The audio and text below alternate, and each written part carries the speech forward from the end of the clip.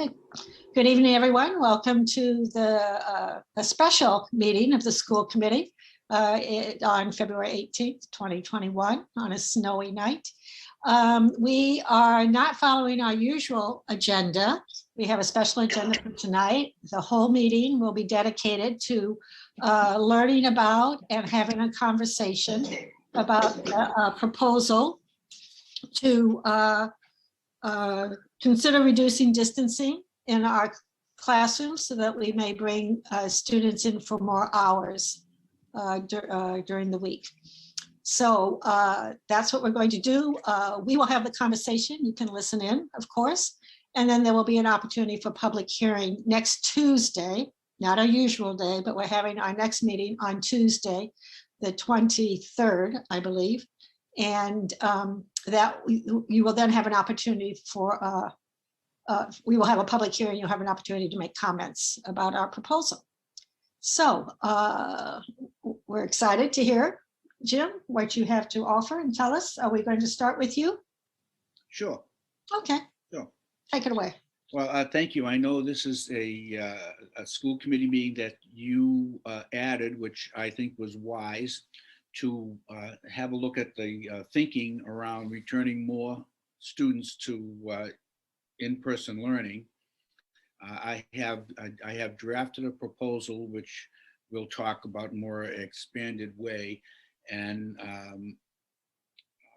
some of the detail that is in here we will talk about, and when we're at the actual hearing for the proposal hearing, I will flesh this out and maybe reflect some of our discussion this evening as we go through.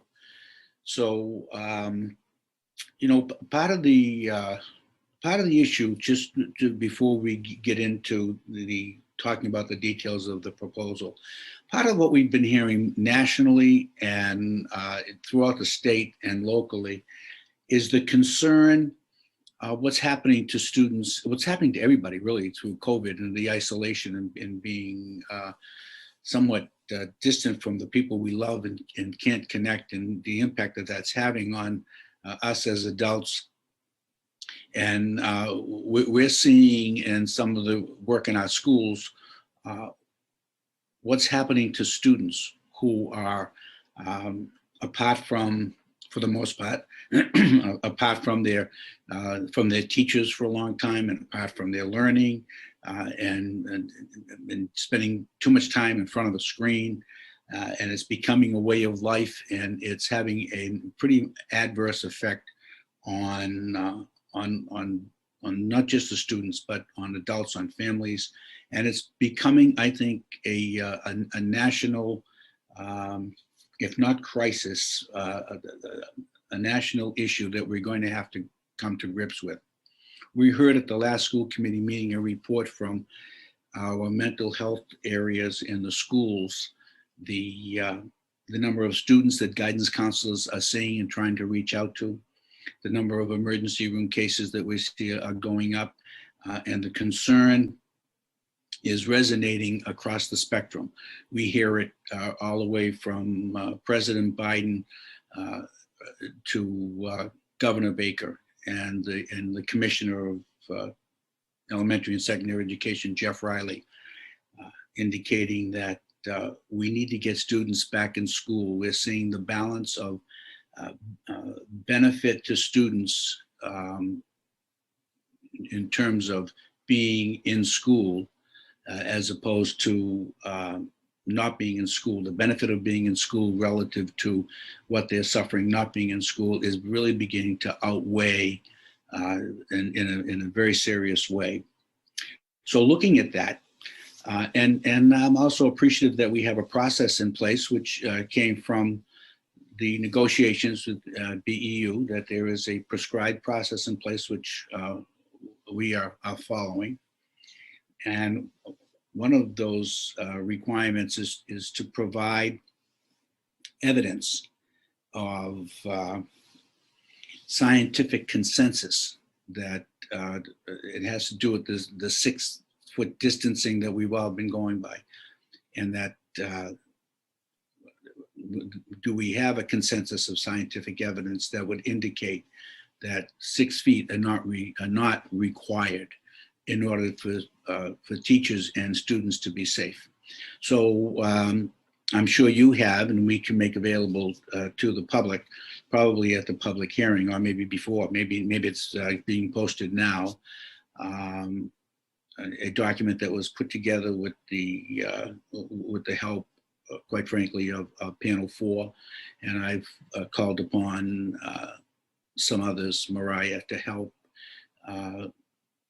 edit and put together a document in a very short time that is compelling. And it is, as you can imagine, it's objective, it's clear, it sort of states the facts, so to speak, from the evidence. And reading it is, it's worth the 7 pages, it's worth reading, and it's worth raising questions. Should you have questions, I took the liberty of asking David Gayshock to join us this evening in case there were questions of a technical matter that I'm not going to be able to respond to.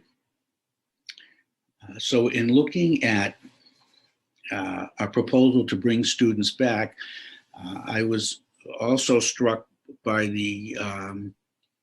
it seems to be the focus of, we need to get these young children back to school. And in fact, in the younger grades, the transmission rate is very low. And but we looked at the whole system and looked at, what would it mean to bring students back, and how could we do that in a way that we had a level of confidence that not only do we want to bring them back, we need to keep them in when they come back. So this obviously needs to be done in a thoughtful way. And as I said, there's a process that we will follow. After the process requires a public hearing. That's going to happen on Tuesday. And that's followed by a series of negotiations with the BEU. And that came out of our joint work together, that process. So we're feeling pretty good about that. And we're going to follow with that. But I drafted a memo to reflect the thinking that was going on that I'm going to share with you. I've asked Anthony and Hal, and thank you again for being here, to be able to answer questions, because the high school is a pretty complex place. And it's not, you think about when at least when I went to school, it seemed to be pretty simple. It's not simple now.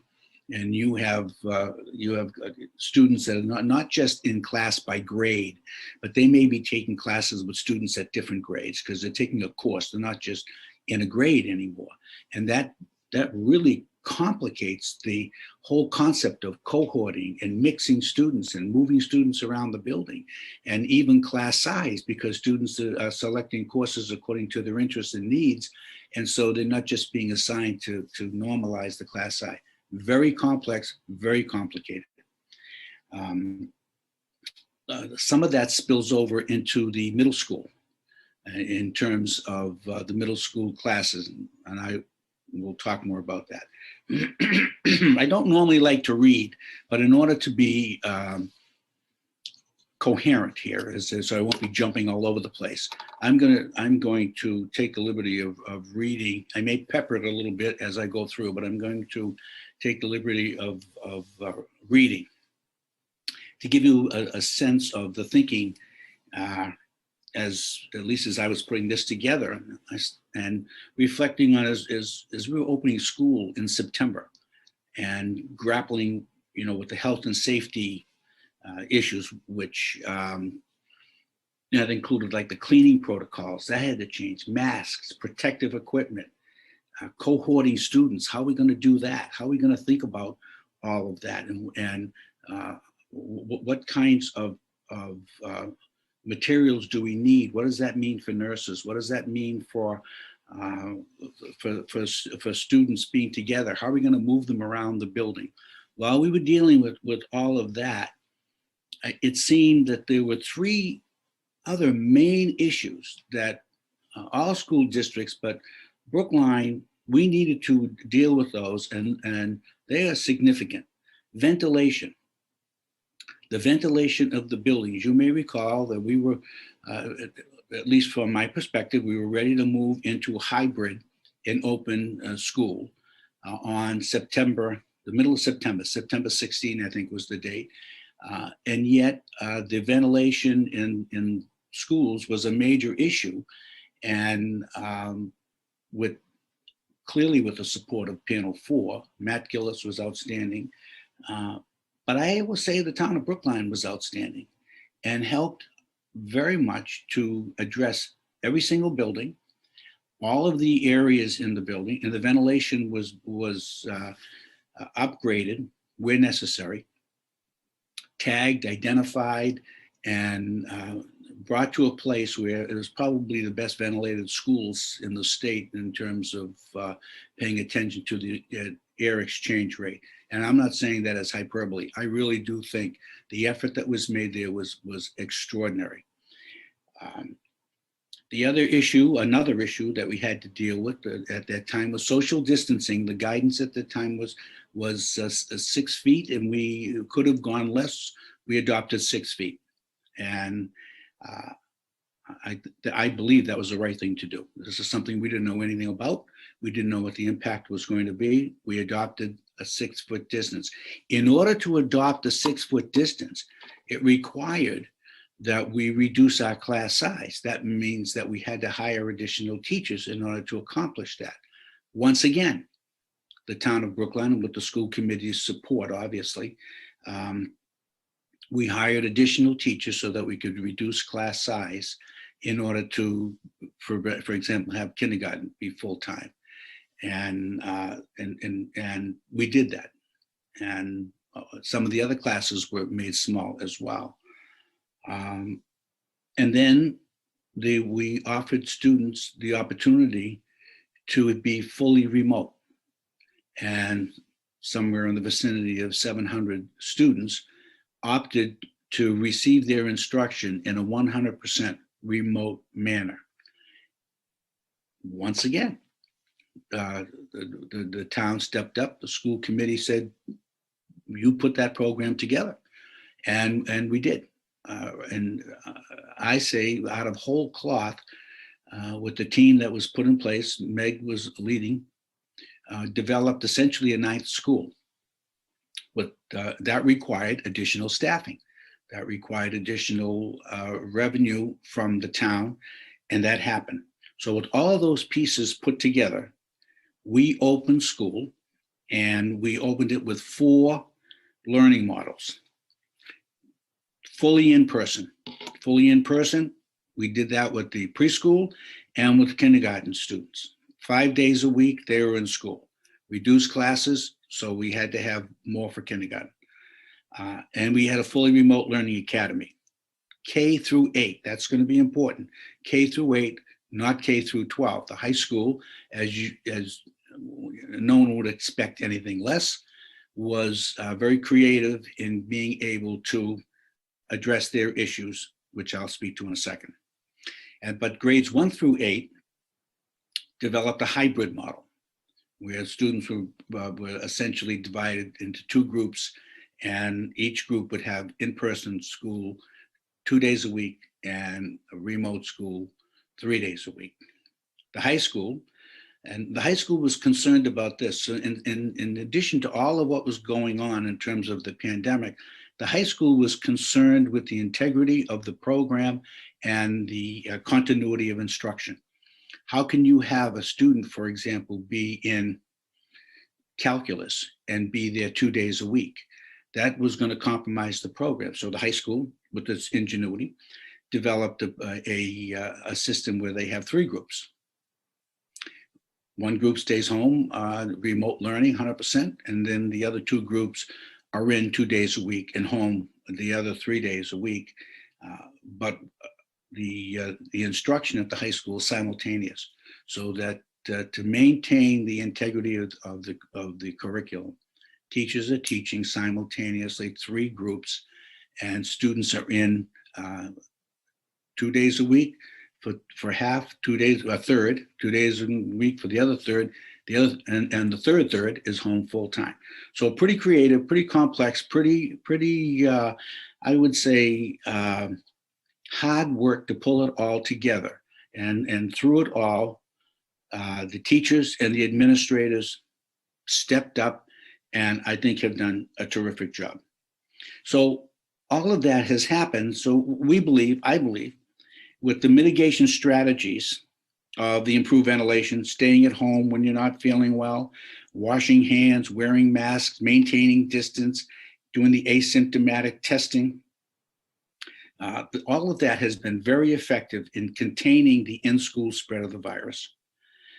And since in-school, since in-person school has begun, since we actually began our program, we have closely monitored positive COVID cases, conducted thorough contact tracing. We tracked the spread of the virus, and with the exception of 3 cases, have not found definitive evidence of in-school spread. We just haven't. And then this is the next area is the area that I think is beginning to surface in a pretty profound way across the country, I think.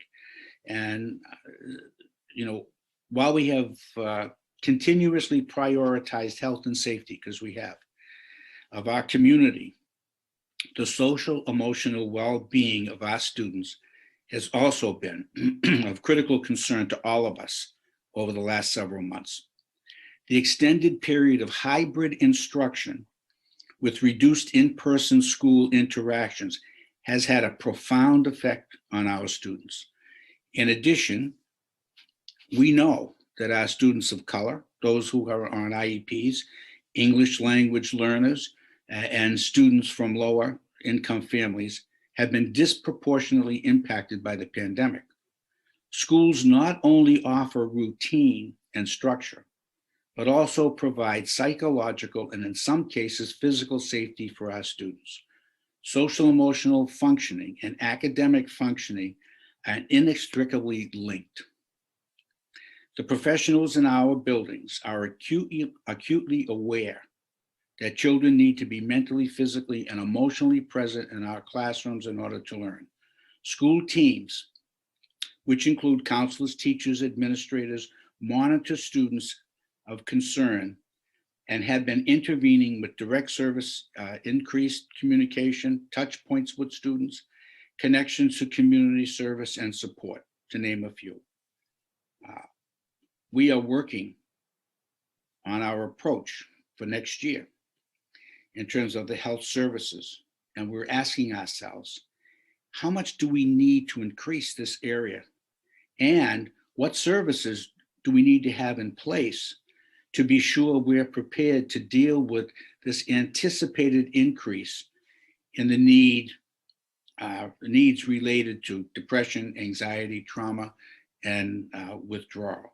We know that in-school education has a much more positive impact on students, and we're concerned about that. So, and as we come into the spring, and we're headed towards the last marking period for the high school, if you measure schools by quarters, it's important for us to begin to think also about next year and thinking about we need to begin to return students in school and begin to move in that direction as we think about and prepare for next year.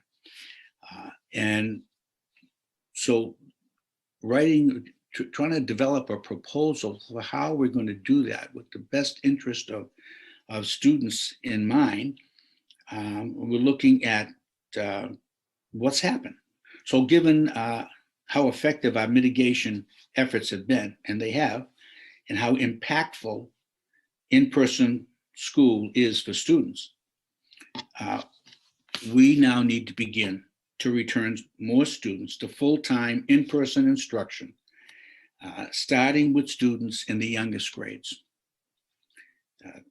The proposal that is in front of you now, with the exception of grade 1, may require a reduction in the 6-foot distance parameter. So if in looking at and the proposal, I put grade 1 in here. Grade 1 is it's not really part of this proposal in the sense of reducing the 6-foot distance, but I wanted to put it in here because first grade is coming back. That decision's been made, and we've made the appropriate arrangements for that. And on Monday, March 1, all first graders who are in the hybrid model will be returning to class full-time. Students in grades 2 through 5 will move from their current hybrid model to a full in-person model 5 days a week, beginning on March 29th. And students in grades 6 through 8 will remain in their current hybrid model. And they will remain in their current hybrid model because they have larger class sizes to begin with. There are space constraints. There are some very serious scheduling issues, particularly with shared staff. Some staff is shared with the Remote Learning Academy as well as the hybrid. And moving, it's not a parallel move.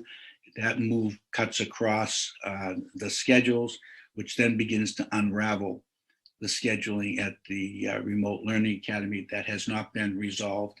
And we have other issues where if all students are going to be in person, we have to pay close attention to the health and safety guidelines. For example, if you consider conservatory where students are singing and playing instruments, if they're in school doing that, the guidance around it is still requiring that they have more space than we have to provide for that. So that is another issue that needs to be resolved, and it has complications that ripple through the grades in terms of the particularly the shared staff and the scheduling and the use of space, which some of the spaces in the schools have been assigned, art rooms and others for different purposes, and trying to reschedule all of that is not worked out. So they'll stay in their current model. Students in grades 9 through 12 will also remain in their current model, and Hal and Anthony will be able to speak to this probably with more detail than I can. However, the high school has reached out since December to try to attract more students coming in for 4 days a week. They've done that by identifying students who would benefit from being in school more and for academic reasons and for social emotional reasons, and they've been working to get more students in. Beginning on Monday, the 22nd of February, the high school is going to prioritize the return of students in grades 10 through 12 and will reach out again directly to families to let them know of the opportunity to return to school. However, it is going to be much more challenging to bring the 9th graders back to full in-person school at the old Lincoln campus due to space constraints. So I have a little asterisk there, just so that I want to make this part of the proposal. So while I'm not able to provide a date certain for the return of students in grades 6 through 12, I do want to include those groups in the proposal so they can be part of the negotiation and the conversation with the Brookline Educators Union. That's set to begin on March 1. I wouldn't want them left out of the discussion because as things will become more clear, as we're moving into the spring, we may be able to move with those grade levels. And so we need to include them in the discussions now, even though today I'm not able to give a date certain when that would happen. Those have not been, the issues around those grades have not been resolved.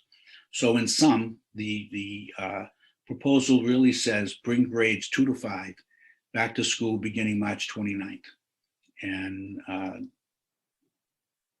I know that we're going to engage now in some discussion, but there's a process that we will follow as well. So that pretty much covers my presentation at this point.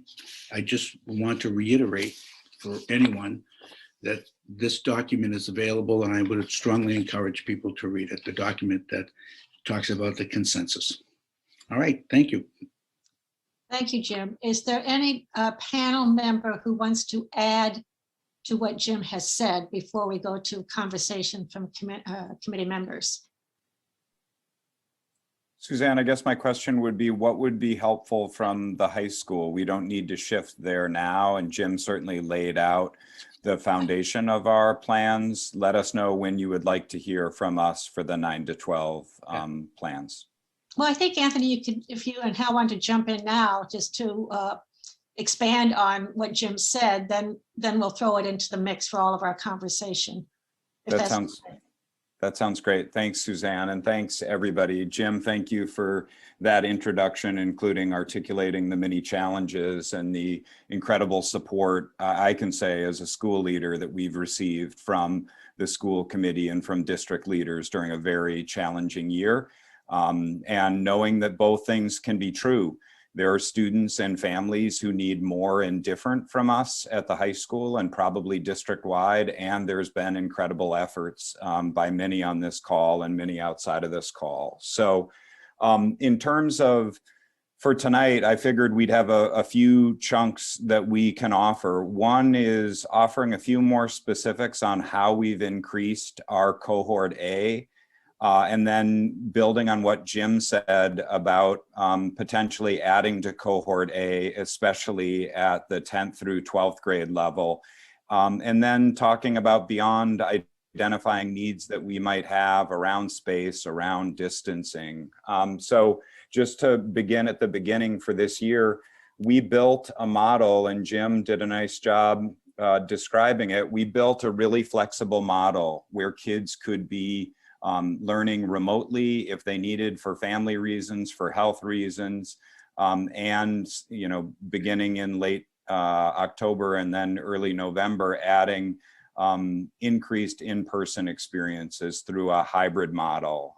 So the hope is there's access to excellent live instruction and support regardless of in-person or remote.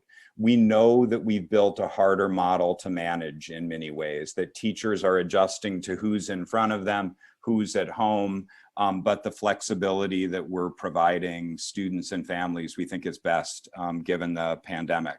But it's not, this has not been without its challenges. To say another way, we've had our share of challenges around in-person learning at the high school that we'll talk about in a little bit.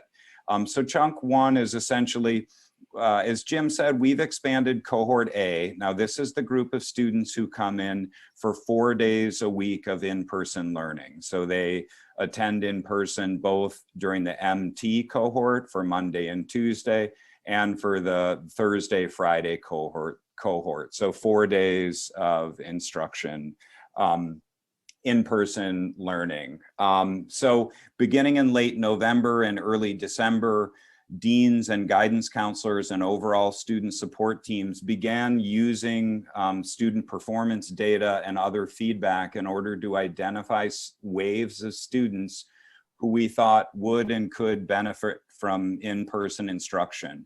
So just to give you a sense of what that looks like, that's deans teams meeting counselors, social workers, psychologists, deans, identifying groups of students, and then sharing those groups of students that we're proposing for cohort A, sharing those with Hal, who then moves through those requests, seeing whether we have space in those classes, whether that's workable. So thus far, since late November and early December, we've had 3 waves of offers go out to students and families, offer for in-person instruction for 4 days a week. And we're in the midst of our 4th wave now as we're entering February break. To put some numbers, and I'm sorry that we don't have a PowerPoint, but we've offered to 30 9th graders over time to come for in-person learning since late November, early December, and 28 students have accepted that. The yield is quite different, 10 to 12. We've had 92 offers. And we've had 36 acceptances. I think what I want to be clear is some of those are still in process, but you see those numbers reflect that we have many students attending in person in the 9th grade. And then as you go up towards 12th grade, fewer students, more students opting for remote. So I think that to me is where we began, is we've been intentionally, methodically, slowly building that cohort A. And now we see the next step as expanding that, not changing our distance. But let me pause there. And Hal, would you add anything to that as the string that tethers me if I were a balloon? Perhaps, can you offer? Were you a balloon, I might offer the tethering support of, as we've talked about several times, flexibility was our model, knowing that we would have a really fluid situation with students coming in and out and families wanting students to come in and out. So we designed the system that enabled that type of flexibility to satisfy the needs of the parents. And it's worked well. And as I believe I said last week or 2 weeks ago at school committee, I guess it was 2 weeks ago, we've begun, we've leveled off. For a long time, we did have students, more students going into remote over the course of the fall and early winter, and that's certainly leveled off. And I certainly have numerous students who are coming back right now after February vacation, or inquiring about when they can come back or making plans to come back. So we've definitely seen the peak of that. And again, the good thing about the system we built is that it enables kids to pretty much come right back in. But now, of course, as we go forward and we bring in more students in the A cohort and more students start to come back, now we're going to start looking at the space pressures around the school. And that's true at OLS and true at the high school, where we begin to start pushing to the margins, let's say, of the rooms where we're spaced out and can fit 12, 13, 14, 15 kids in a classroom at a given time.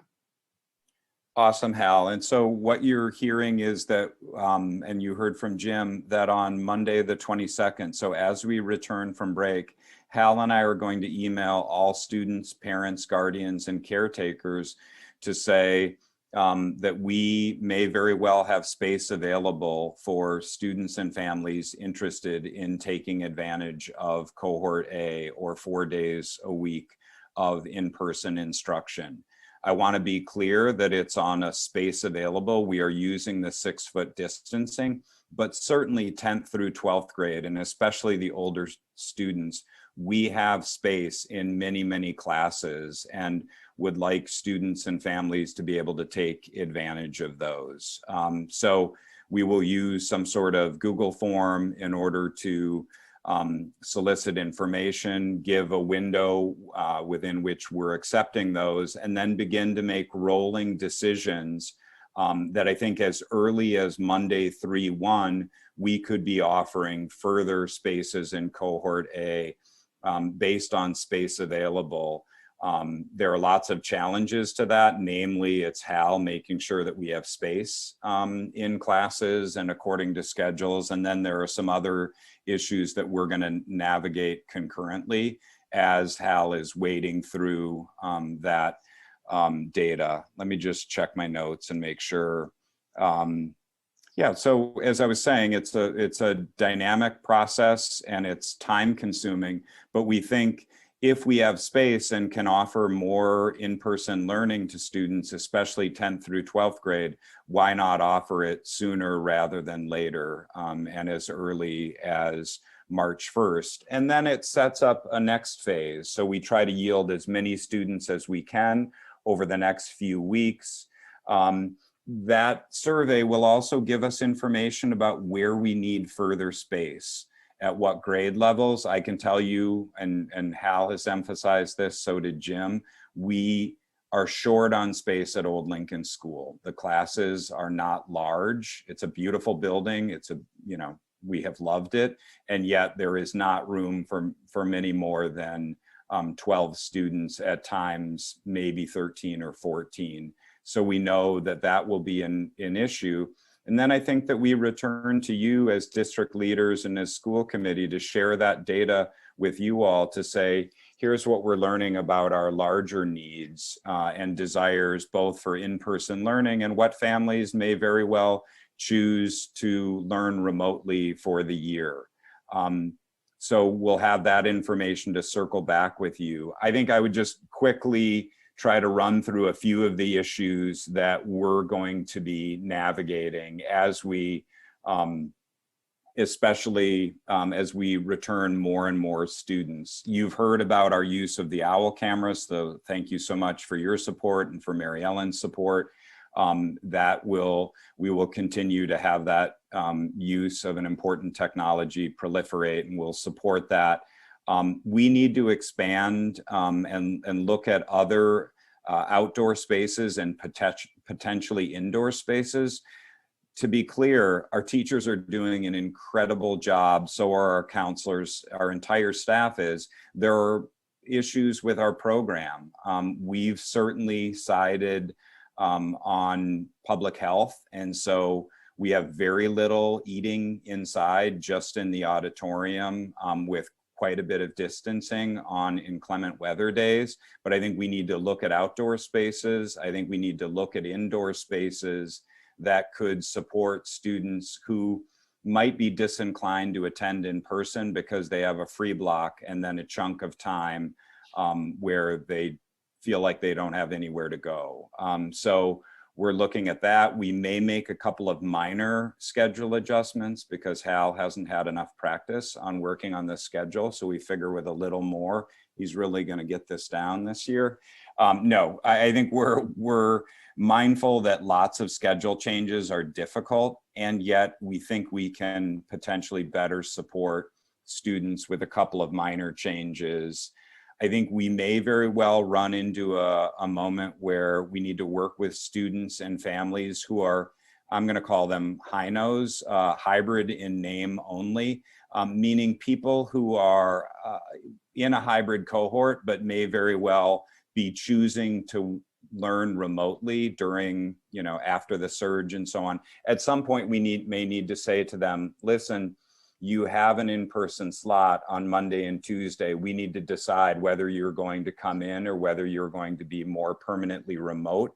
We have really tried to stay away from that and to err on the side of flexibility. But when space gets to be a crunch, we need to look at the high-nose, newly named. And then the chief challenge at OLS is with the size of the building and size of classrooms. And then we would turn to you all and support in whatever way we could around navigating the question of distancing. Hal, would you add anything to those chunks? No, I think you've laid it out clearly. I think we should get some questions. Thank you very much. So, and I really appreciate the work you're doing at the high school. Thank you so much for that. I toured the new school buildings today and it was exciting. Yeah, it's very exciting. Okay, that's an aside. So I think what we'll do is we'll call on people. We'll try to give everybody a chance to ask questions or comment at least once, and then we'll go around again. So just be mindful, we've got lots of folks, and Barbara and then Mariah, go right ahead. My question really is about curriculum. With the changes that have taken place this year, and as you were just talking about how people are coming back and some people are still doing hybrid, etc., I'm wondering how much difficulty we are going to be facing when we get back to a normal school year next year, and someone is taking a math course, and normally you assume certain things have been covered. Do we have any sense of whether we are covering curriculum, particularly in cases where one class, the class next year will depend on certain things covered this year. Do we have any sense of how we're managing that? It's a great Barbara, question. Are you asking about the high school? I'm sorry, Anthony. Sorry. Yes, I'm asking about the high school. Okay, sorry, I didn't want to interrupt. Go ahead, Anthony. I'm sorry, Suzanne, I'm sorry. It's a great question, Barbara. It's the one on, at least one on all of our minds. I think we are preparing for impacts of COVID from March of last year through this year to ripple and impact our curriculum and instruction for the next few years. I think the good news is we are engaged in our transition planning for 8th to 9th graders. And so that includes our coordinators who are K to 8 or K to 12, connecting with the high school coordinators around course requests and that transition between 8th grade and 9th grade. And then internally addressing our curriculum so that you wouldn't expect the same for juniors in pre-calculus. Their content and skills are going to be impacted in a way that that next year course, the 12th grade course, needs to be ready to pick them up. So that work is ongoing. It's led brilliantly by our high school coordinators working in collaboration with their K to 8 colleagues, and more importantly, with the members of their department. So it's very much on our minds, and we don't think next year might be, quote, normal, end quote, but I think we'll be dealing with lingering effects for the next few years. And that's hoping that we want to be fully in person next year at the beginning of the year. That's what we're budgeting for. And we're going to see what happens. Thank you, Anthony. Mariah, and then Andy. Thanks, Suzanne. So we had 3 different proposals. So I'm going to say things a little bit like in chunks relating to those 3 different things. So first off, I want to say how pleased I am that 2 through 5 is going back full time. That is a great step. And I know that took the K-8 principals a lot of work to make happen and their teams. And I want to say thank you to them for figuring this out, because it needed to happen. And I'm grateful to them and the entire team that worked with them and supports them to make that happen. I don't see any of them here, right? I'm not missing. They're not here right now. So I want to though say that I'm also holding in my mind this big question mark, and this is for them and for you, Jim, and for the whole team. What about 6th through 8th grade? One of the points in your presentation, Jim, was about the mental health challenges that children are facing. And I don't hear, maybe I missed it, in which case I apologize. I don't hear a solution or a response to the challenges of 6th through 8th grade. And I don't feel like we can't, like, every kid is a kid, right? Like every student is a student, we'll put it that way. We can't not do something for these kids. So what are we gonna do, right? And how do we respond to their needs? And I guess I'm putting like we have to come back to this, and if this can't be the end of it, this has to be something that I'm not even sure. I guess like my initial inclination is to sort of tear my hair out and say there has to be a solution, a proposal for them for next week, because that's when we're presenting this and having the hearing. And I guess I just worry about the hopelessness of those kids who don't really have a path forward that I see in the same way we clearly have a path forward for 2 through 5. And I think, depending on what the answers to my questions are, my 9 through 12 questions, we maybe have a path forward for 9 through 12. So putting that out there of 6 through 8, like not done yet in my mind. And then I have some specific questions for you, Hal and Anthony. So, and some of these are very technical, like percentages, and maybe you don't have the answer yet, but I bet you do, Hal. That's just the way I think about you. So if you were to sort of measure an aggregate like capacity, sort of if we had empty seats in the buildings, what is your sort of capacity utilization right now? And what the reason I sort of ask is, like, my understanding is that there's many classes, and I've heard this in many different venues from teachers, from administrators, that we have classrooms that could be like on a Monday or a Thursday or whatever day holding 10 kids, but they have only 1 or 2 kids in the classroom. And that's not universal, but that's certainly something that's happening. So I guess my question really is, it doesn't have to be a perfect number. What are we running at, like, sort of utilization right now? And where are you going to get us to? Are we going to get close to 100% of filled seats that we have? Does that question make sense? Do you know where I'm going Question with makes this? sense. I don't Okay. know how precise I can be in giving you an answer. At OLS, I would say it varies, and all these are obviously are in a range. I would say it varies between 75% and 90% utilization in the classrooms. That if you went by an OLS classroom, you would see in a room that we judged with a capacity of 12 that we might be able to push to 13 or 14, depending. And again, those rooms are difficult because they don't have the depth that we require to get enough desks in. You would find 10 kids, 11 kids in those classes most days. In some days you'd find 7 kids in those classes. And that's pretty consistent across OLS. At the high school, 50% at best, I would say. We have a lot of room in a lot of those classes in the high school. If you walk through the building, you'll see classes with 6 kids, 5 kids, occasionally more. Certainly if you go in the UA, you're going to see close to, in my cooking classes, you're going to see close to 100%. You're going to see just about full, based on the spacing that we have, utilization in some of those classrooms. Certainly in wellness, we have some of that high numbers, especially with the 9th grade wellness classes. But 10 through 12, there's a lot of room. So the much tougher part of your question is, what do we anticipate that becoming? We're still limited by the large number of people that have opted their kids into remote. So we'll invite people back, and we'll invite people that are in, our MT Monday, Tuesday cohort to go into the A cohort. But we're not going to get up to, we're not going to see the equivalent utilization in 115 that we see at OLS unless we have a substantial return to school from families that right now have elected to have their children learn from home. So is it accurate to say that essentially every kid who's in, if we're only running at 50% capacity for 10 through 12, we could more or less be inviting every kid who's either in Monday, Tuesday, or Thursday, Friday to fully participate, because we would be getting close to 100% at that point?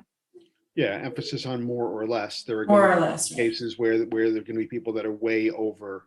Like specific classes, like you can go to all of your classes, but you can't go to cooking, like that sort of a thing. Or right? world language, where you Right. might have a number of 9th graders or mixed level classes that Jim spoke to. So I guess that's what I guess like that's the kind of thing I'm trying to tease out of this, is I expect that there's a lot of high school parents hearing this right now and saying, oh my God, they're not doing anything for high school.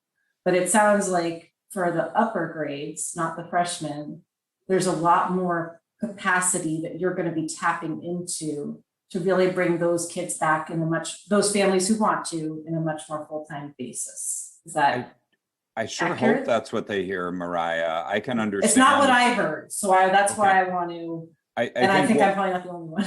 No, fair. I think what we're trying to say is we have capacity and the ability to methodically increase the number of students learning in person, and that can begin this week into next week as we examine the requests and look at schedules and look at capacity. We have space, especially 10th through 12th grade, and we would like more students to be in person. If anything, we've been quite cautious in the midst of the surge and around the holidays. Now is the time to expand in-person learning at the high school. Okay, yeah, I mean, I heard you say it just wasn't clear the scope of it. Were we talking about a 10% increase on current practice or more? And it sounds like it's much more, so that's helpful. And then a terminology thing. What you call cohort A is not the same thing as what's referred to as cohort A in grades 1 through 8, right? Cohort A is your 4-day-a-week participation. Always, A is for always, and okay. Always. I just want to clarify, because I wasn't totally following along with that. So just for everyone else, I just want to confirm that's what it means. Right. We've got fully remote. We've got Monday, Tuesday, Thursday, Friday, and then we have an A cohort that began with students largely in special education right out of the gate on September 16th that we've then been expanding since late November. Thank you. Thank you. Andy and then Barb and then Helen.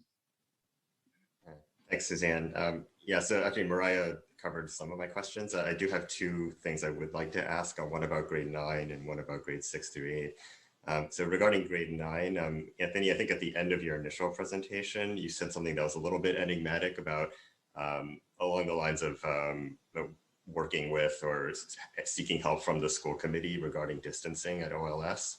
So I understood you to be saying for grades 10 through 12 that any further expansion of in-person learning would not involve changing 6-foot distancing.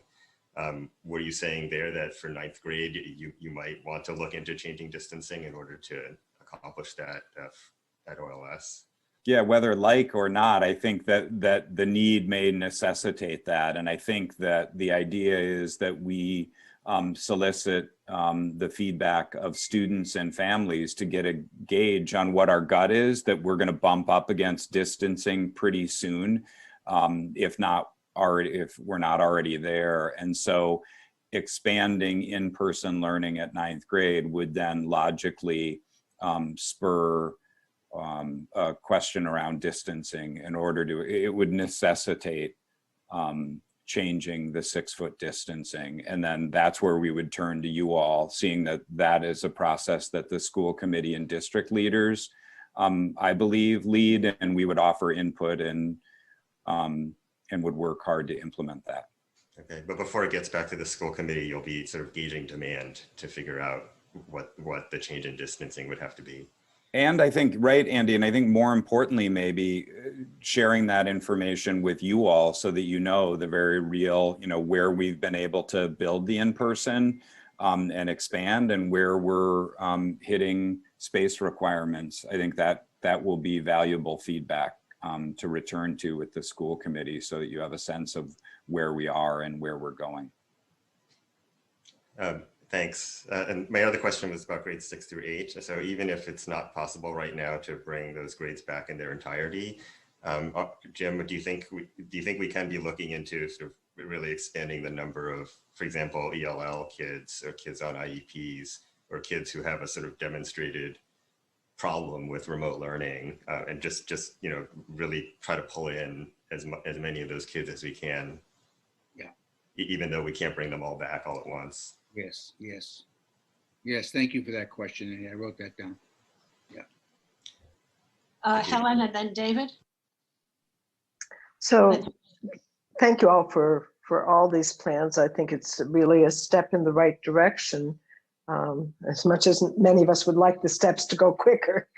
So I have a couple questions. On the 9th grade, I guess my question, since it seems like there's a real desire for kids to be in school in 9th grade, since you see just by their voting by their feet, they're coming in, as opposed to kids in 10 through 12 who aren't coming in as much. I'm wondering what it would take, what distancing, I guess I'd like to ask you to look at what distancing it would take to be able to bring everybody back in 9th grade, so that we know what, in the rooms that are there, not with extra space. If we went to 5 feet, could you get everybody back? If we went to 4.5, that sort of exercise, I think, is really a critical piece to do, so that we know what the parameters are in terms of bringing everybody back. I think 9th grade, that transition year is really important. And whatever we can do to make that happen would be terrific. Yeah, it would be, sorry. Yeah, no, I'm done with that question. I'll have more, but go ahead. It I'd would like to be hear. hard because it's limited by the furniture that's there. And so we've got 5-foot tables. So if I seat 2 people at a 5-foot table, they're not sitting 5 feet apart, of course, they're sitting at the ends of the table, but they're really sitting maybe 3 feet apart, if that. And then I've got to get the additional space to move the next 5-foot table over. So it's still 5, so it's 3, 4, 5 feet away from where the person is sitting on the edge of that first table. So it's not just as simple as saying, okay, reduce it by 1 foot. Yeah. So go from 6 to 5, and we can automatically increase the capacity by, that 20%. it becomes a question of, okay, what do we have to do to that furniture that's there?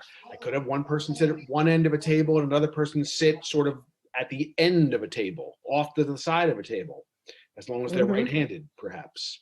But even then, I've got to space Or over left-handed, where the next depending on person which is. side of the table they're on. Or a lefty, right? I could have left-handed on one side of the room and right-handed on the other side of the room, and we could space it out that way. But again, it's not an automatic increase based on the reduction in the spacing. I hear you. And then maybe the follow-up question to that is, can we get furniture that could accomplish some of that? And how long would it take? If it's a matter of furniture being the issue, or a matter of, well, I guess, looking at all those pieces and I'm not going to try and micromanage it now, but you get the sense of what I'm trying to say. Yeah. I mean, it's okay. My other two questions, I am concerned about 6 to 8 too, in the same way as Andy was saying, and bring it back at least the kids that we can bring back. Yeah.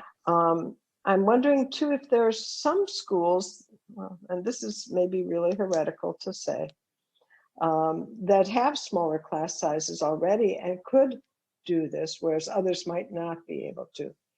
And what that, we would get to everybody eventually, but are there some that we could do now that could fit in even under the 6 feet numbers? That's a question for everybody, whoever can answer that. And then the third one, in BEEP, we have maintained the 6 feet distancing, but I'm wondering, since we are going to be reducing the distancing, what shouldn't we do that in BEEP also, and possibly in kindergarten, to be able to get more kids into BEEP, possibly allow some of the remote kids back into kindergarten if they so choose. But especially in BEEP, where we know we're running a deficit and where there are parents who would like to have their kids in school, it seems to me we need to look at that one also. Okay. So those are my comments. Okay. Yep. David, then Susan.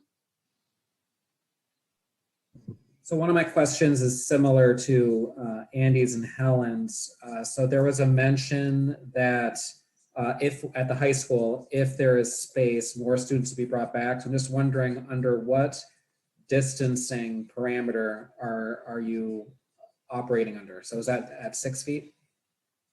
In terms of students being brought back now, that's at 6 feet? Yes. Yes, imminently for the next few weeks, that would be with 6 feet. And then similar to Mariah, so about how many students do you think you could invite back maintaining 6 feet spacing? Because we heard some about inviting back 98 and 36 accepted, but what do you expect would be sort of your grand total of who you could eventually approach about returning? Well, David, it's a great question. I would say that the approach is different than what we've done thus far, which is internally to have deans and guidance counselors and teachers communicating about students who would benefit from in-person learning. We are now talking about opening up to all 10th through 12th graders to say, let us know your preference, or let us know if you're interested. And then we're going to try to measure how many of those students we can fit. I mean, Hal spoke a little bit to the numbers that we think that we can yield, and certainly increase numbers as kids get older. Hal, do you want to add to my response to David's question? Yeah. There's a lot of room. And again, we're talking about kids, mainly it's kids who are now coming in the hybrid, and they're going to expand into a full-time 4-day-a-week scenario. It's a different equation, and the math becomes very different if we begin to see a large return of kids coming back from the remote, especially in grades 10 to 12. Is there a date certain by which students have to get back to you so that you have some idea as to what the demand will be? I think we're still working out those details. What we're committed to is emailing as we return to school. I think it's Monday, 2/22, that we would email, not have an email sent out Sunday night that will get lost in the preschool, before returning to school freak out. But I could imagine it would be a week at minimum of a window, and maybe longer. But again, that's not something that we've absolutely determined, but yes, that there would be a window. And the larger question we need to ask is there a time where we close that window? And I believe the answer is yes, meaning at some point, students need to either decide to come in for in-person learning if it's offered to them, or to remain remote through the entire year. We've yet to do that.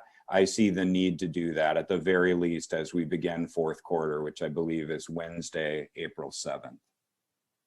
There was also a mention that one of the challenges around returning students in grades 10 through 12 is that there are mixed grade cohorts and classes. Now that's mainly for electives though, right? So for English, for math, for social studies, that's usually by grade level? Usually yes, it's world world language. You see some more classes that have mixed grades.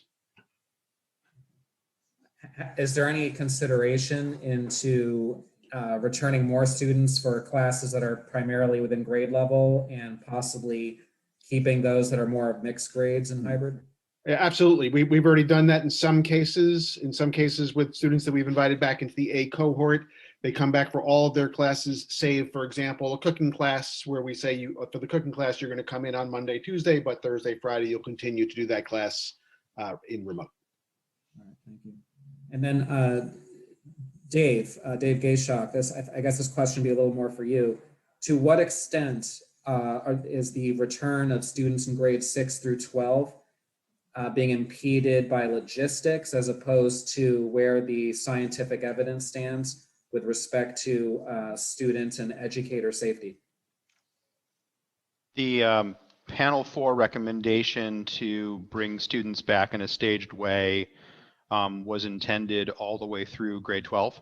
So there are some different considerations with older students versus younger students to take into account. But I think the main underlying key takeaway point from the panel 4 recommendation that I want to make sure folks hear is that all of the evidence that we can find and that we have reviewed indicates that physical distancing, the difference between 3 or 4 or 5 feet versus 6 feet in a masked, well-ventilated environment really makes a minuscule to practically non-existent difference in risk.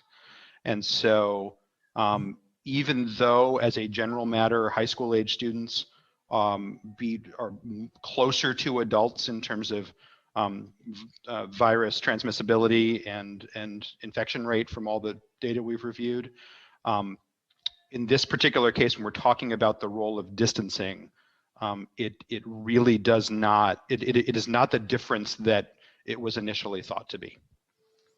Thank you. Another question I have for you, Dave.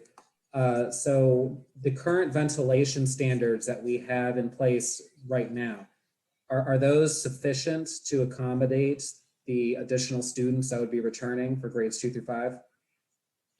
Working with Matt Gillis to fully kick the tires on this, but the short version is they should be sufficient in all or almost all cases. There may be individual spots that need to be touched up or adjusted, but folks will recall that we started with an initial target of 4 air changes per hour with an eventual goal of 5 air changes per hour across occupied spaces. At least from all the data I've seen that's most current, Matt and the operations team have done really a wonderful job of bringing many spaces up over 5 and even in many cases over 6 or 7 air changes per hour.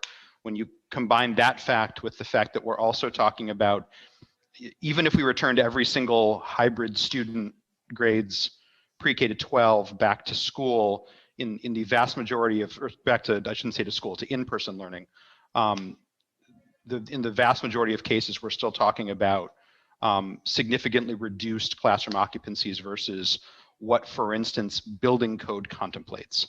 And so we're still not talking about full occupancy from the perspective of the assumptions on which ventilation standards are crafted. And so sorry, that's a long answer to your short question, David, which is if we're not 100% there, we are very close, and it's we'll just take some point fixes here and there to get over those potential trouble spots.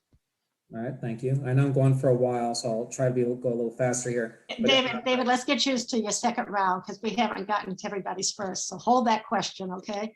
And we'll come back to you. Okay? Okay, Susan, you were up next.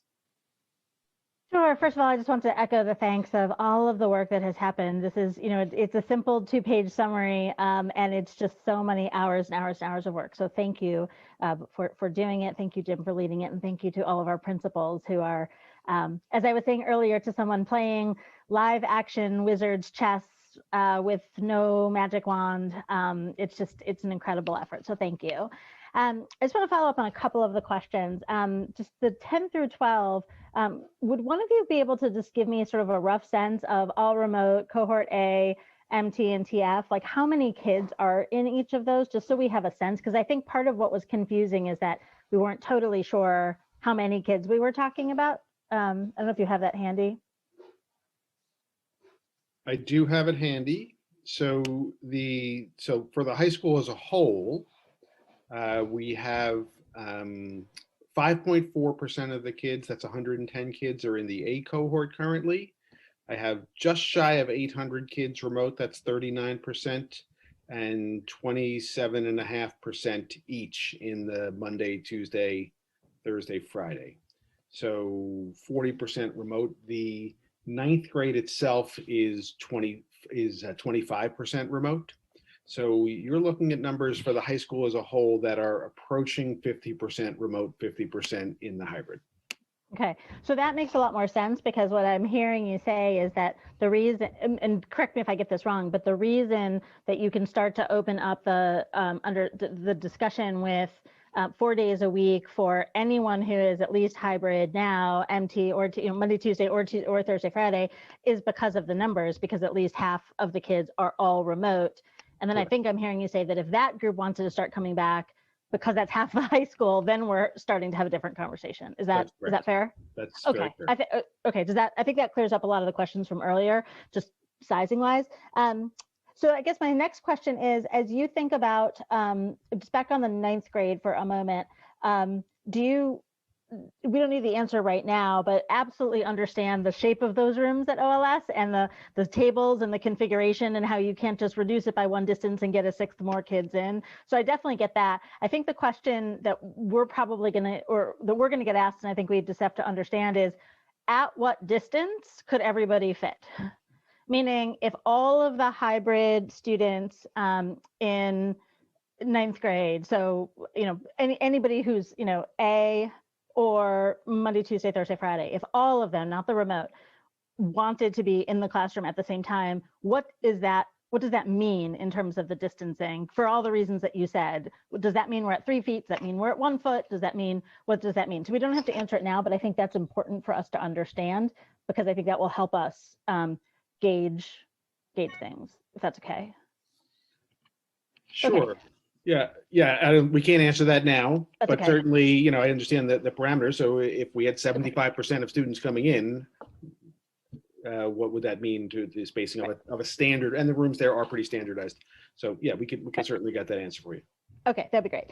And then for 6 through 8 for a minute, I think I just have the same question on that, which is number one, how many classrooms right now in 6 through 8 across this is a little bit where Helen was going, how many classrooms now with 6 foot distancing could we fill 6 through 8?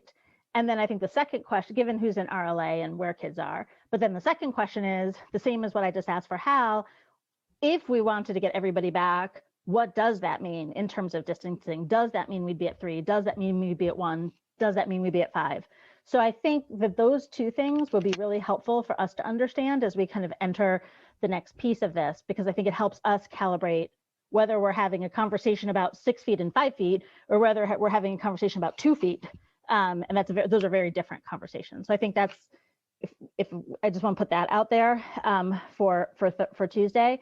And I guess the last question, which is sort of an overall question, is, I know that staffing has been a concern from the beginning, and as much as principals in a good day are they're bus monitors, they are crossing guards, principals do a lot of things, vice principals pinch hit a lot. We also know that just the common spaces are particularly challenging in the K-8s. And so if somebody can sort of walk me through what that common space implications are of having K through 5 in the buildings. I think probably people are most concerned about lunch. Lunch has been like the #1 topic at panel 4 as sort of an asterisk on things, but really any of the other staffing things. If somebody could just talk me through what those conversations were. Go ahead. I'm sorry, Susan, can you just restate that? Sure. So one conversation that I know has been a stressor even now is staffing at the K-8s to be able to coverage of lunch, coverage of recess, coverage of all this.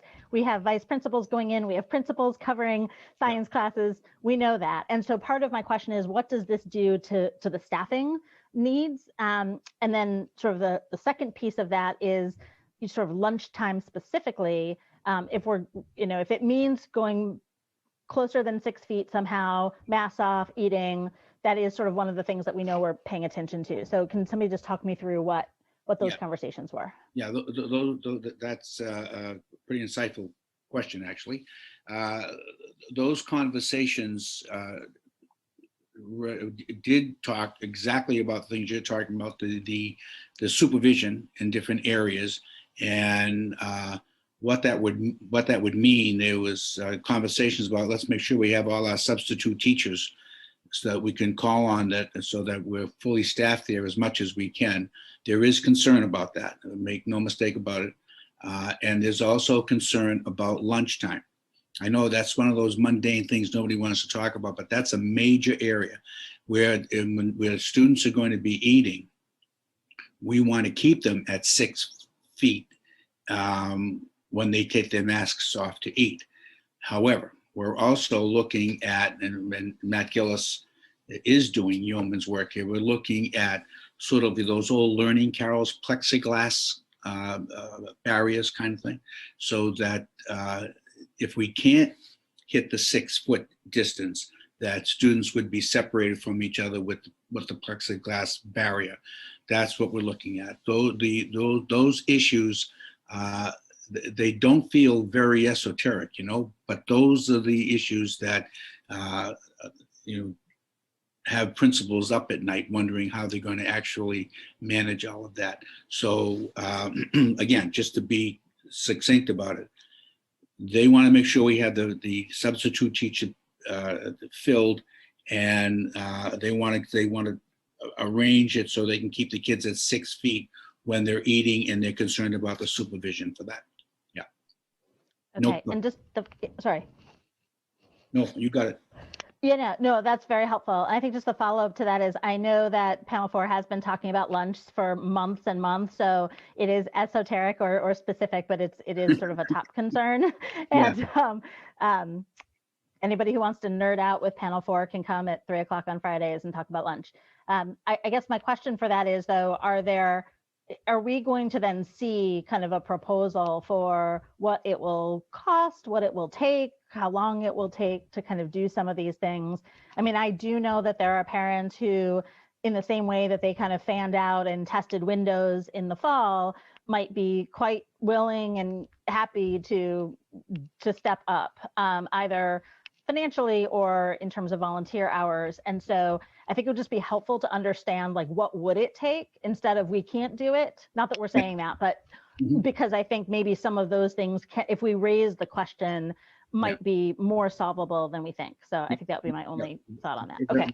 Very good. There was discussion, my last comment, on parent volunteers in this environment now needing a little more direct training.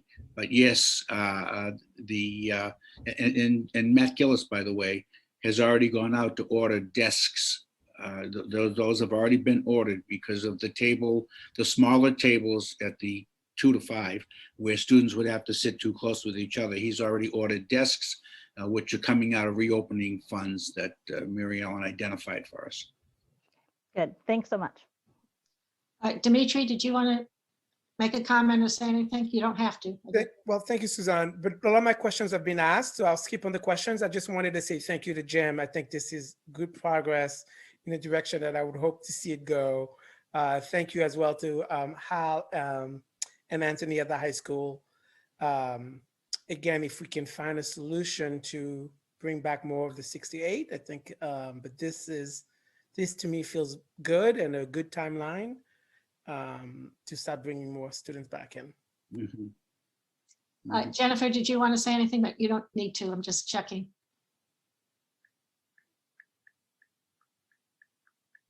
I guess it would be nice, and I think someone's already mentioned this, to really understand what it is that we're looking at as far as the foot distancing. If we're not talking about 6, then what is it? The difference between 2 and 5 feet, or 2 and 6 feet, or 5 and 6 feet. So it's very hard for me to understand fully the proposal without knowing exactly what we're looking at. I did read the scientific evidence that's sort of supporting some of this, and I have some questions particularly about that, but I'm not sure that's what we're really discussing. So I might be able to get that information before we have the public hearing. But I do have some questions about specifically showing that less than 6 feet works. Okay, so let we me can talk about that again. Let me understand the question, Jen. That you want to see what the spacing will be? Yeah, like an estimate on what are we talking about? If it's less than 6 feet, what might it be? It would just, Yes. I think, help with the discussion on Tuesday of understanding. Yeah. Are we talking about going it to 5 or to 4 or 2 or 1? I mean, and it might be a different answer in different places and different grade levels, but that would just be helpful to understand what that would look like. And I think that will help members of the public as well to understand what it actually will look like. Yes, and I need some more clarity, and I'm sure that it's got to be there somewhere in where the evidence has shown that less than 6 feet is going to work. Like, I think we've been doing a great job. I'll say I really appreciate the time and effort people have put into this project, and all of the schedules and the many variations and the hard work. People are working so hard and doing such good work, and I really am appreciative. And I think that we've been very successful in keeping our schools open because we've been working with these parameters, and people have really been doing a great job about wearing masks and hand washing and cleaning and all of that. I was just looking in that document to see something more specific about maybe there are some studies that show less than 6, and I think that would be helpful for people to highlight those. Again, studies that actually show. And they're in there in the section that's labeled. Yeah, as there are much. some. I think there's some graphs, aren't there? There's multiple studies in the document that specifically talk about distances of less than 6 feet. Dave, did you want to address that just one more time? I know you did already, but. I'd be happy to. The best, broadest, kind of most comprehensive analysis of the difference is shown in the graph that you folks who've come to panel 4 have probably seen a few times. It's going to be in the statement that we are about to finalize, reflecting our vote from a couple of weeks ago. It's in the consensus document as well. What it basically shows is that aggregating all this evidence in this meta-analysis that pulled together studies, while they found as a technical matter that the difference between, in this case, 1 meter and 2 meter distancing makes a difference, it was a ratio of 2x. So when you're out at 2 meters, the risk is 2x where you are at 1 meter, all else held equal. When you, in a high-risk environment, that makes a material difference in terms of the risk one faces in a given time period one spends in that environment. PSB has driven that risk down, that starting point down so low already that, as you see in the green line in that graph, even a difference of a half or 2x, depending on which direction you're going, it is not a practical difference. The line's basically flat. And it's because we're starting from such a low risk point. The Mayo Clinic data, the unpublished data that we looked at as well, and I think is in there as well, shows kind of the same ratio. The distance makes a difference, for instance, if you're not wearing masks, and that's where the 6-foot distance guideline originally came from. If you don't have masks on, distance makes a much bigger difference in protecting you. If you have masks on and other protected in place, you've basically already covered all of that ground that distance would cover. And then there are several, as Mariah pointed out, there are several studies, mostly of European contexts, where required distancing was in line with the WHO guidance of 1 meter or was 1.5 meters, so 3.3 feet or 4.9 feet, in which the same conclusions that you see in the studies here have been drawn. Basically, that you can't completely rule out the possibility of school-based transmission. You still have to watch for it, still have to be careful, but that schools that take precautions like masking, and of note, we do a lot more masking here than schools in the UK and Europe have typically done. The risk is still low even at those lower distances. So thank you. That I did look at that, and then I wasn't sure what to make of the unpublished Mayo data. I wasn't really sure if that had been peer reviewed. Do you know if it has, Dave? I don't know if it has one way or the other, but it's the Chu meta-analysis certainly has, and they basically show the same relationship. Was that during like a similar period of our students being back in school in the fall? Was one of the ones that I saw was published over the summer? I'm just trying to like clarify, is there something maybe more local that we could draw from that? I mean, I don't think we have, anecdotally, yes, we have, I think we've probably all heard varying degrees of anecdotes about private schools or parochial schools, other religious schools in the Commonwealth that have used less than 6-foot distancing, potentially other public districts as well, but I can't come up with any offhand, and have not had different experiences than we have had in terms of even during a case surge over the winter, even with cases walking in the door that were acquired in the community, very, very, very little evidence of any in-school transmission. And so sadly, to my knowledge, no one's written that up yet. Probably the closest is there's a study of the, I think the Catholic Archdiocese schools in Chicago that looked at school-based risk, and that Chicago Public Health was using to assess how they were returning Chicago public schools to school to in-person learning. And while the study itself doesn't indicate what the distancing was, I think there's commentary in one of the evidence reviews that someone reached out to the primary investigator of that study to find out what distance standard was used, and it was a sub 6-foot distancing standard. So, I mean, it's tricky to find those because the guidance to date, we're all used to the 6-foot rule, so it's hard to find lots of examples of places that have used, that have used from the start shorter distances. I think many more places are, and districts seem to be considering that now around the same time that we are. But I guess one other example that I should have mentioned at the start is, I mean, CDC now says if you're in a lower moderate transmission environment, community transmission environment, that you should prioritize full in-person learning over strict 6-foot distancing. I mean, that's in their guidance from last week. So that's another example of how understanding has continued to evolve. Yes, thanks, Dave. That's very helpful. I would just add one little bit, which is that most of the studies that are cited in that document are studies from fall. And so they do exist. They're not for example, they're not looking at data from last spring. They're looking at relatively current data. So I'm going to just do a few things and then we'll go back to a second round. I see Helen's hand is up, but David also had some more questions. So I just would like to jump in on the 6-8. Jim, Anthony and Hal, really thank you for explaining this cohort 8. I was kind of unaware, or I wasn't quite getting it. So I really appreciate hearing that and how you're going about it. And then this idea of inviting others in, I think is a great idea, a great way to do it. So Jim, I'm wondering if we can't think of that maybe.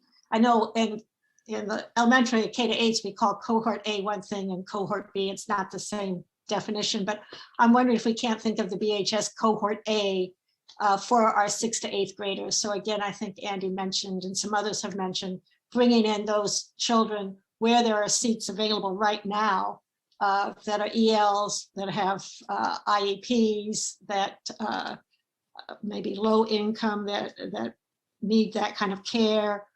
Some students maybe with trauma or social emotional concerns, that they could get in sooner rather than later if there was some seats available. So I really think it's a fabulous way to approach that. Thank you. I just want to throw out the idea of maybe folding chairs instead of desks at the high school. They could handle it. I know that, it wouldn't be easy, but OLS, you could probably get a lot more chairs in. I don't know, just something to think about. Do some folding chairs. The old-fashioned tablet. Yeah. Yeah, I don't know how those work. But you might have folding chairs just sitting around. I don't know that you have the tablet chairs, but anyway, something to think about. And Dave, I wonder if you could just mention again, I know we were just talking about, Susan brought up the cafeteria, but what are some suggestions that panel 4 has made around cafeteria and eating? I mean, you don't have to eat in the cafeteria, but around eating and what we might think about. So with apologies, because I know logistics is in our charge, we have I think set some recommended parameters and then offered our help to the actual experts in school logistics, who are the principals and educators, to help problem solve in each case. But the parameters that we think PSB should follow in unmasked settings, whether that be eating or just mask breaks, would be either maintaining 6-foot distancing between all individuals during those unmasked times, for the reasons that I actually are probably obvious from my prior answer, or as an alternative, putting in a different kind of actual physical barrier between individual and individual, like doesn't have to be plexiglass, but something along those conceptual lines where there's an actual physical barrier that blocks droplets while someone's unmasked. In terms of where to do it, outside is best, as much as possible. Rotating people through, either in classrooms with either sufficient distancing or barriers certainly works. Using common spaces with distancing or barriers works. And I know panel 4 members have been and will continue to be available to problem solve with any individual school team as to options that exist and how to rank the relative risks and come up with the safest approach for everyone. Thank you, Dave. I just want to give a shout out to Mariah for putting together the evidence. It was a 7-page document. Thank you so much, Mariah. I know you had help from others, but you did the bulk of it. So thank you so much for that. Team effort. So we're going to go to second round. Okay. And let's start with David, because I cut you off before. So go ahead, David. Thank you. No problem. I understand. You want to get everyone in. So a question I had around grades 6 through 8 is similar to one I asked about grades 9 through 12. There was some mention that students in grades 6 through 8 have some mixed cohorts and that there's scheduling issues around electives. Could you expand on ways to perhaps minimize that as a barrier for having a return to the buildings? Because I would think that there's less of that than in grades 9 through 12. Want me to dive in, Jim? Yeah, I was waiting. Okay. Yeah, no, that's fine. So it's currently a barrier in have two issues going on. We have cross cohorting, especially with our conservatory and world language program.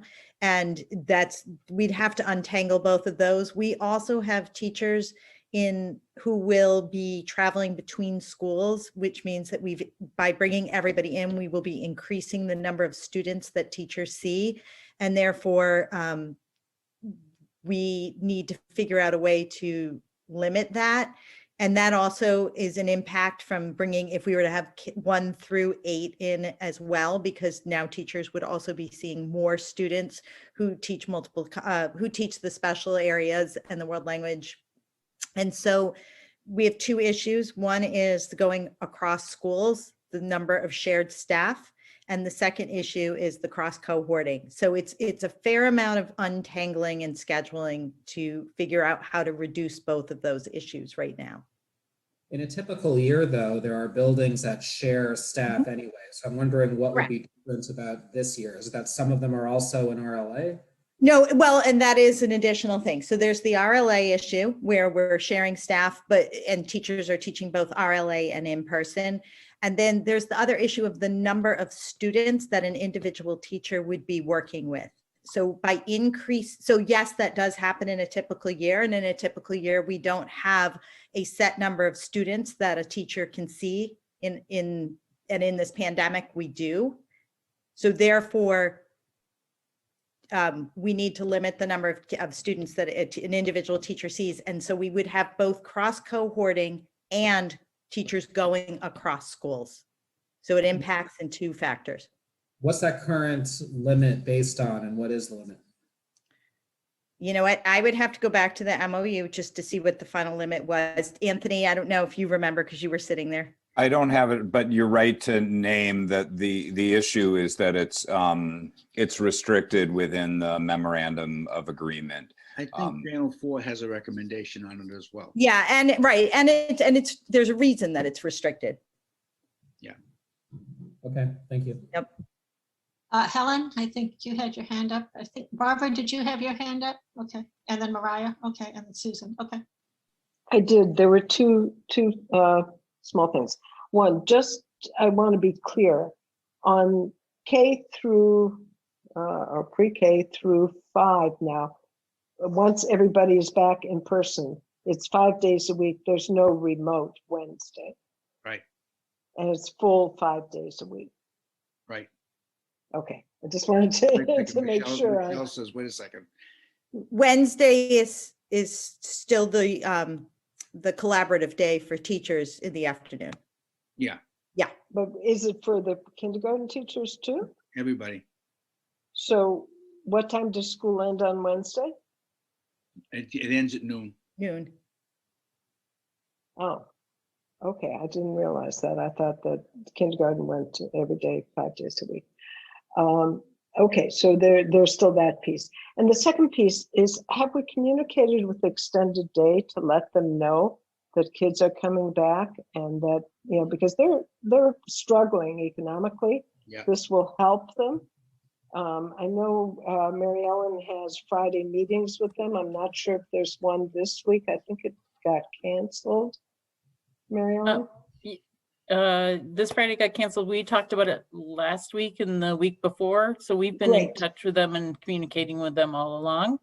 And they will be reaching out to their principals at their schools to get the updates in terms of the principal plans so that they can be working in conjunction with the plans and then reaching out to their families as well. Okay, great. Thank you. Yep. Barbara? I first want to thank Anthony and Hal for really giving us a clear picture of what is happening. And that has made me think about this other thing. What I wonder if we could do is get a couple of the elementary and middle school principals to talk to us about their issues. For example, I look at Pierce School and I think about the layout of Pierce School and I wonder how they're going to manage this call back to school. And I just would be curious to have a couple of principals at that level come and talk to us, because I think that gives us a much clearer sense of what's going on, because that certainly happened in terms of Hal and Anthony. So I'm wondering if at our next meeting we could do that. I don't think that'll be a problem at all, Barbara. Yeah. Thank you. Mariah? Thanks. So I have another couple questions. So just so I'm totally clear, the high school current proposal does not include reducing distancing. No, let me try to respond to that. What you heard Anthony and Hal talking about, it seems is that given the space at the high school, they are going to do a full court press to see how many students they can get back, and they're going to determine through their surveys and whatever, whether in fact the choices that these older students make to return fits into the number of slots they have. Then they don't have to worry about anything. They can just bring them in. If the number of students exceeds the number of slots they have, then they will have to address the spacing. Therefore, on the proposal, on the very end, it says, I'm including the high school because we're not certain whether we have to reduce the space, but it needs to be part of the discussion so we don't have to go reactivate this whole process all over again. So I think the short answer to the question is, we think there may be enough space that we don't have to reduce the distance between. In the event that we have to reduce the distance in between, we have a backup plan, so we'll engage in those negotiations right in the beginning, which goes to one of the committee members' questions about can we get that data soon from the high school? And that's a priority. We're going to begin getting that on Monday. That's a priority so that when we get to negotiations, we will know, I have a good handle on whether we need to reduce the distance at the high school. Because I understood that clearly for 10th through 12th was essentially we're basically good to go with maybe a little bit of adjustment. But 9th grade to me seems like we've been talking about since September, the importance of getting 9th grade back, right? I think, and that was on all of our minds. And so hopefully, I guess if I don't see, how do I put this? Like, it seems vital that if we all agreed that 9th grade really needs to be back, that the proposal we're talking about is for bringing them back at reduced distancing, if that's what gets more of them back. So I really hope that that's going to be what we see for next week before the hearing. The other question I had about that, so this ties to Newberry. As far as the sale, I don't know. This is a question maybe for Helen. Has the sale on Newberry closed yet? And is there an opportunity to do something if we don't have enough room in the building at Old Lincoln? Even, I know it wouldn't be like full renovations, but like HEPA filters in Old Lincoln to enable, or not in Old Lincoln, in Newberry to enable expansion of space, to Hal and Anthony's point that they don't necessarily have enough room in Old Lincoln. And maybe there's not an answer right now, but I guess I'm thinking about what we can be doing here to bring kids back. So to the best of my understanding, they were supposed to close in early January. I haven't heard that they did, but I haven't heard that they didn't.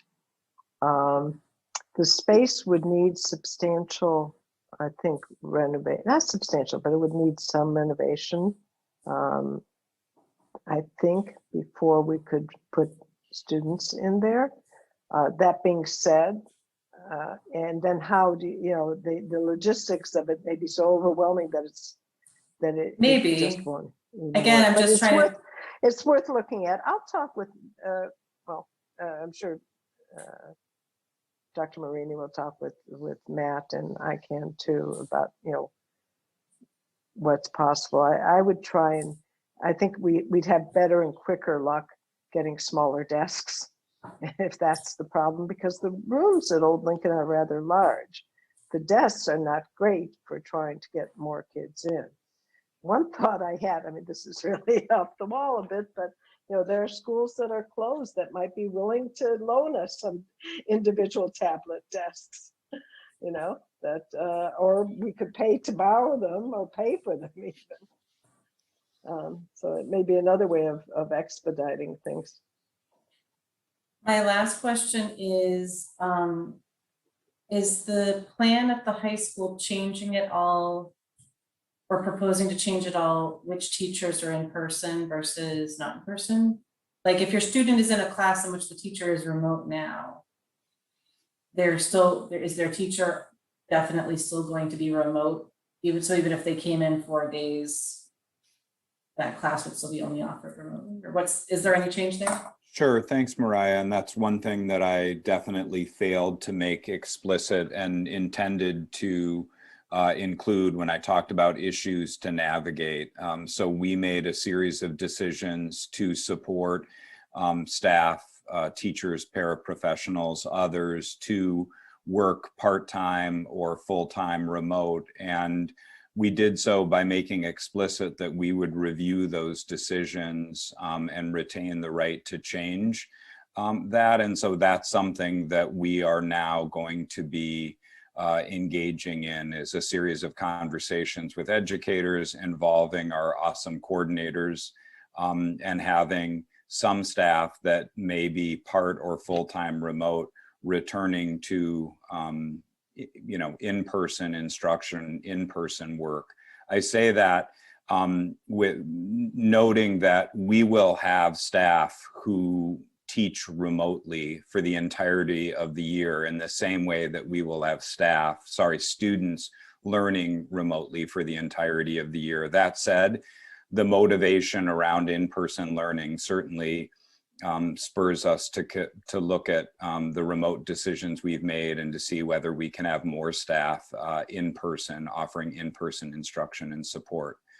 And Hal and I will work with our coordinators and with Joe Russo of HR to do that. So that is a part of this process. Absolutely, Mariah.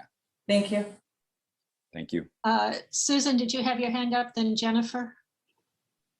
I did. I just, this is a little bit more of an editorial comment, but so what I appreciate about this conversation is that we're really shifting and talking much more about what it will take and not, there's sort of a lot, I think in the past there was some like we can't do it sorts of conversations, and today has just been so focused on what it would take, and I really appreciate it, and I'm very grateful for that.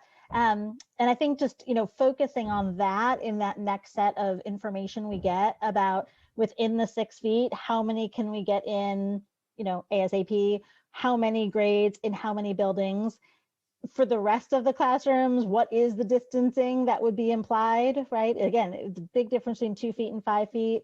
And then what are the bottlenecks? And just sort of let's list them out so we can kind of tackle them all at once. If it's face shields for teachers during lunch times, being prepared to ask parents and saying like they've offered, take them up on it, volunteer time and funding. And recognizing it may not be equal across buildings. I mean, we'll have to decide, and Helen sort of alluded to this, but we'll have to decide if there's one building where all of 6 through 8 can go in with 6 feet distancing and another one where it would take 2 feet distancing, not that we're going to be there. We have to have a real conversation about that, I think, and exactly what equity means. And I know today is about logistics, but I just can't let a meeting go by without talking about the alternative, like sort of, if not this, then what, right? And I personally have said many times, mental health is health, mental health is public health. And right now the public health risks, if you include physical and mental health of children not being in school, I think have surpassed the risks of them being in school in Brookline. And I've led a lot of listening sessions with all of you. I think I've done 9 of them with parents and teachers and students. And, I have to say that listening to dozens and dozens of people, especially the students, and hearing, we had more than 50 students at the high school session, and hearing them pour out their hearts and their fears about themselves and their peers during this crisis, it's been more heart-wrenching than the parent stories that we've all heard at school committee. if that's even possible. And I just think that we can't emphasize enough all of the different measures. I mean, we're almost like lasering in on distancing, but just pulling back the camera. And I can't speak to other districts, but in Brookline, our operations staff, our PSB staff has done fantastic work. We have full ventilation. We have, between 4 and 8 ACH per hour. We have upgraded MERV filtration. We have supplemental HEPA filters. We have really good compliance thanks to our staff and faculty, with really good compliance with, masking and hand washing and sanitizing and cohorting and all those things. And it's not perfect. And certainly we see, one of the things we heard from the students was that, compliance with masking was an issue, but like that's an isolated issue among sort of a whole set of things. And, we've had compliance with symptomatic people staying out of schools and rapid contact tracing from our nurses, and just all of these protocols, quarantining, isolation, asymptomatic testing programs. I mean, I understand that I'm probably biased here because I've spent so much time on it. So I acknowledge that, but like, I honestly think that the PSB staff and our teachers and our operations staff had made Brookline schools more safe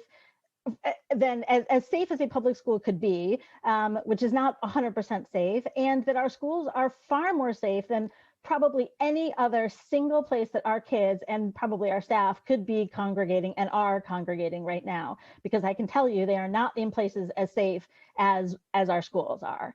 And I understand we are still in the midst of this horrific global pandemic. I understand there are new variants coming online that we can't ignore, and there's a vaccination program that isn't going fast enough, and we're advocating to get teachers to the front of the line for that. But just all of that said, I think we have to keep in mind, like, if not this, then what? And kids need to be in school. Kids just need to be in school. And so I just really appreciate the shift in this conversation to sort of, here's what it would take, and let's just knock down those roadblocks. So just thank you. Thank you, Susan. Jennifer, you had your hand up.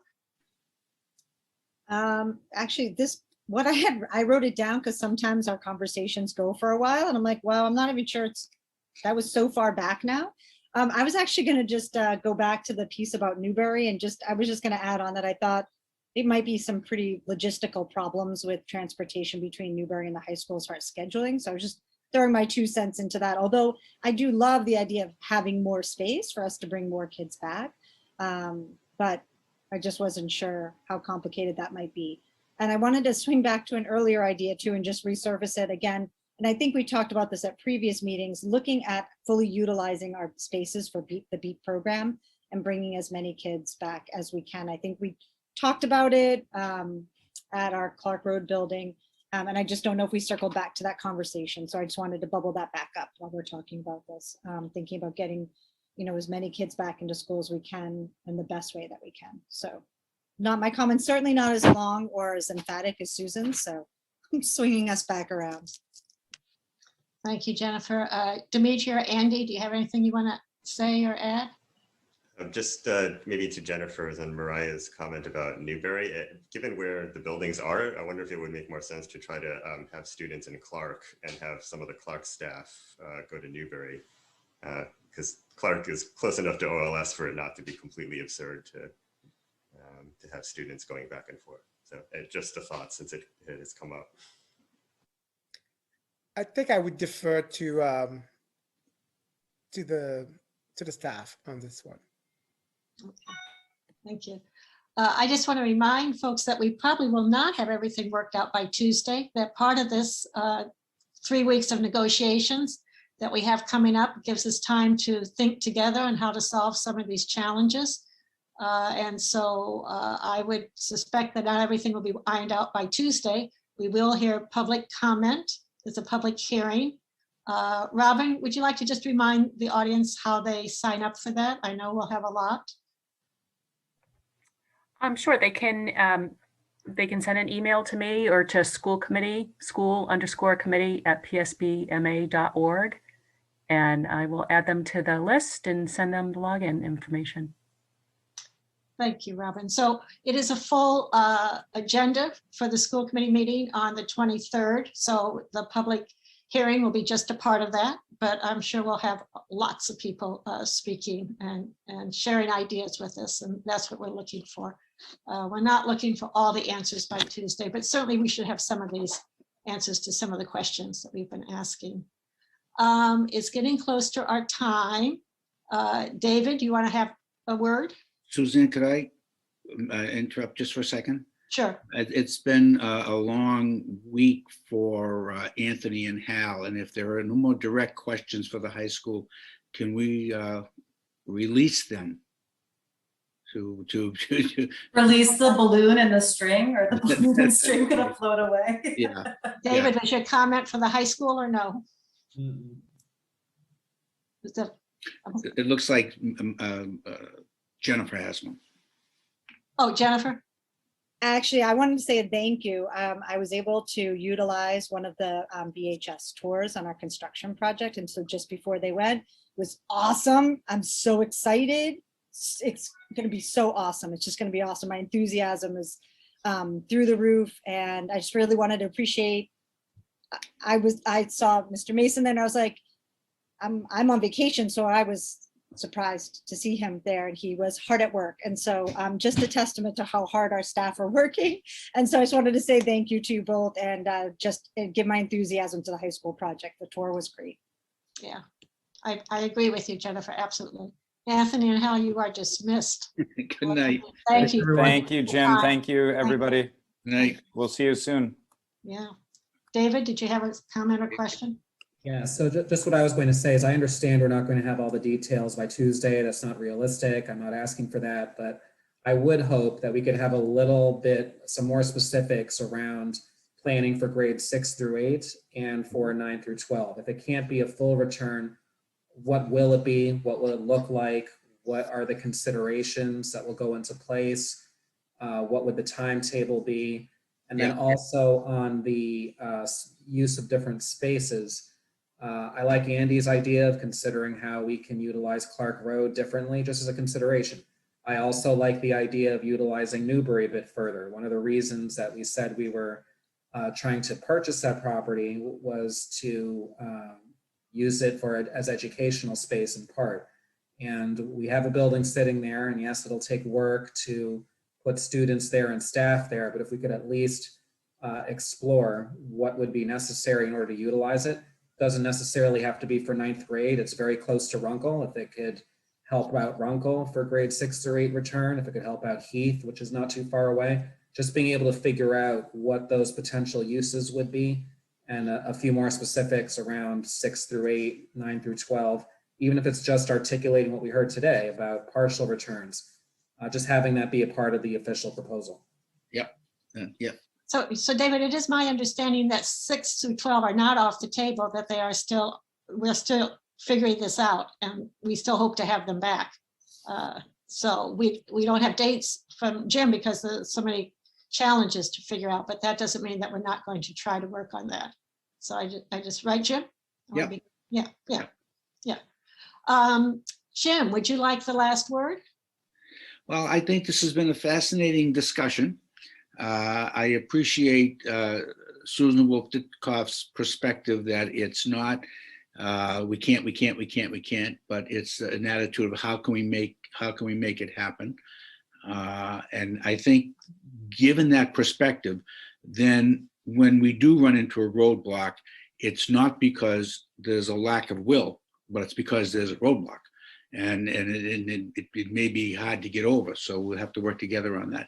And I also really appreciated the comment about students, ELL students or other students who have defined needs, and looking at way we've already actually begun to have that discussion. Casey's taken the lead on that already, in fact, today.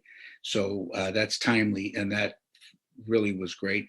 I think the issues about lunch and how we're going to handle them seemed mundane, but they may be central. So we really have to look at that as well.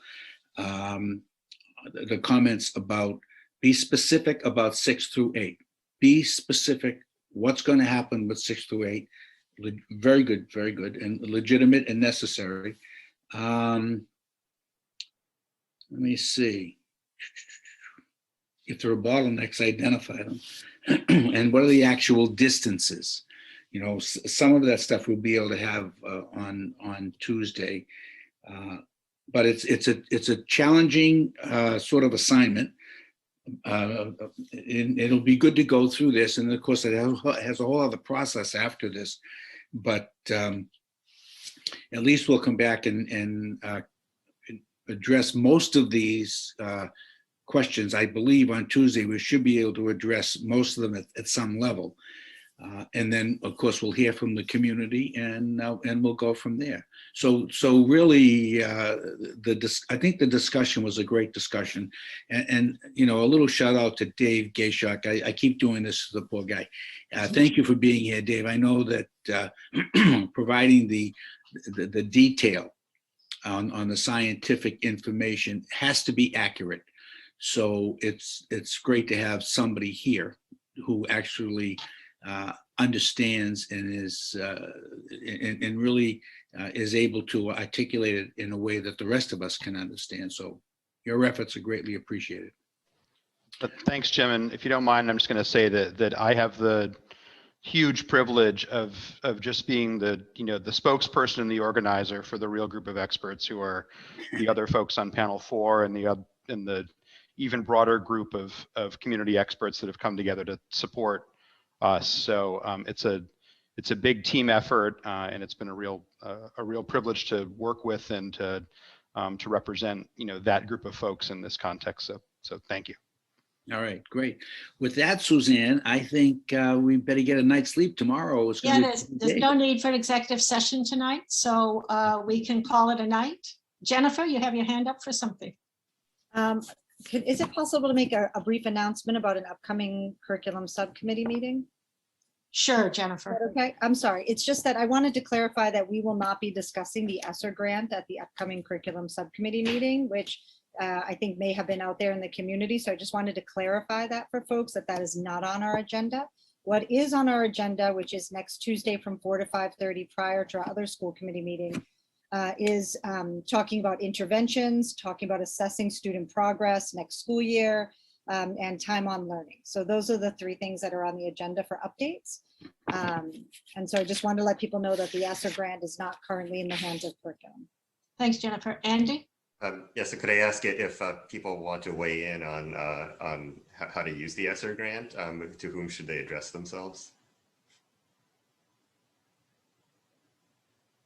Who wants that? Casey, Michelle, Jennifer? That's fine. Andy, you can send them to me and Michelle. Okay, thanks. Susan? Just briefly, can somebody describe what's going to happen on Tuesday? It's a full agenda. What do you mean? That are we still? Are we still asking for people to?